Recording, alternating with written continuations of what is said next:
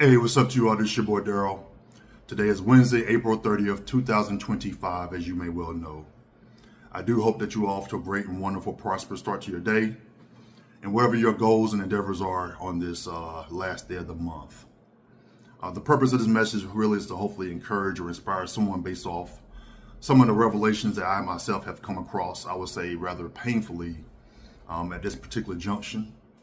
While life is a very beautiful gift, I believe, each and every day that we have the opportunity to take in another breath, to be able to witness something as simple as maybe even just the birds flying or even just the sun shining just another day is a great day to be alive. There's so many people that wish they could be where we are currently, even though we may not necessarily be living the most perfect of lives right now. And that's what I have to realize each and every day, that many of the blessings I have come to life to up to this point at my 49 years of life or living has been a direct result of the decisions and choices I have made up to this point.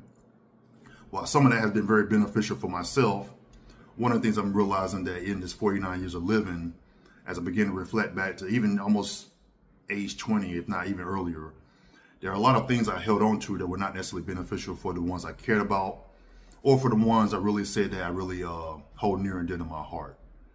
I've held on to some certain habits and behaviors.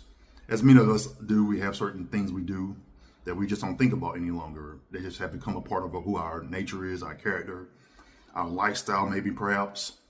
We set up our lives a certain way, based on whether you're married, whether you have boyfriend, girlfriends, partnerships, whether you're single, whether you have business partnerships, whether you're a sole proprietor, whether perhaps you're working for someone. We know there are certain, let's say, social structures in place based on how we conduct ourselves in our relationships. But one of the things I realized with myself, that for so many years of my life, based on the things I held on to, based on what I perceive that can include what our masculinity consists of, were not necessarily best for the women or for the partners I have had in my life as well. And it doesn't justify or excuse anything. I'm not here for any type of Shannon Sharp moments or anything such of that nature. I'm not here to judge anyone. I have no prison or hell to put anyone into.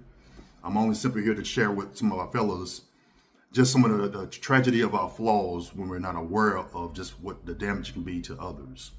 And it doesn't have to necessarily be a partner. It could be also our children.